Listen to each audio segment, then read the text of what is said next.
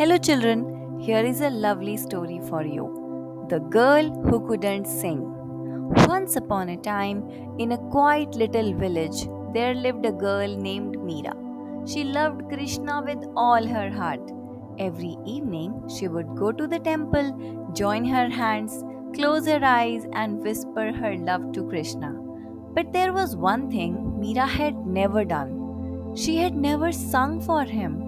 Why? Because people told her, "You sing off tune. Your voice sounds like a squeaky gate.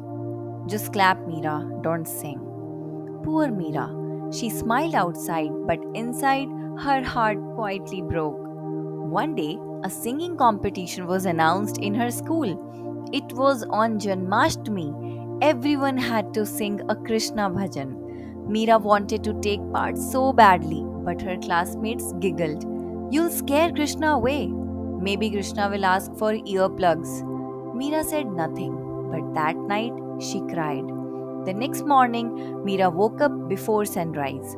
She packed her bag, picked a small peacock feather from the temple floor, and walked deep into the forest. "I'll sing for Krishna where no one can hear me," she whispered. She stood near a banyan tree, closed her eyes, and began to sing. Her voice was wobbly, it cracked, it wasn't perfect, but it was true and full of love. Just then, something strange happened. The leaves began to rustle, the peacocks began to dance, the wind chimes in the temple far away began to jingle softly, and Meera felt warm. She opened her eyes.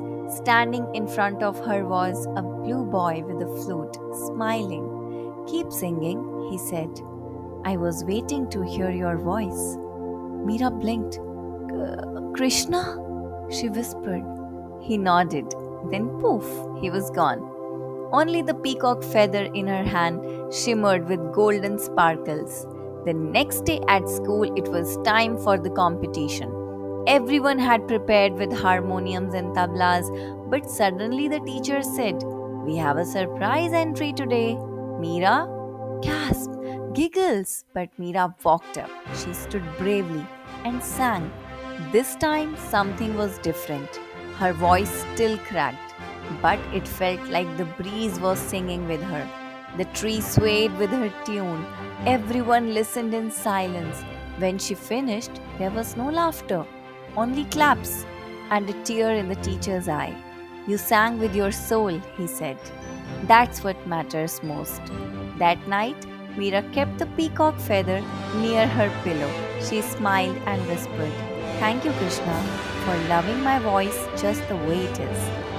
God doesn't care how perfect you are. He listens to your love, not your notes. So when you do something with true devotion, even the winds and trees will sing with you.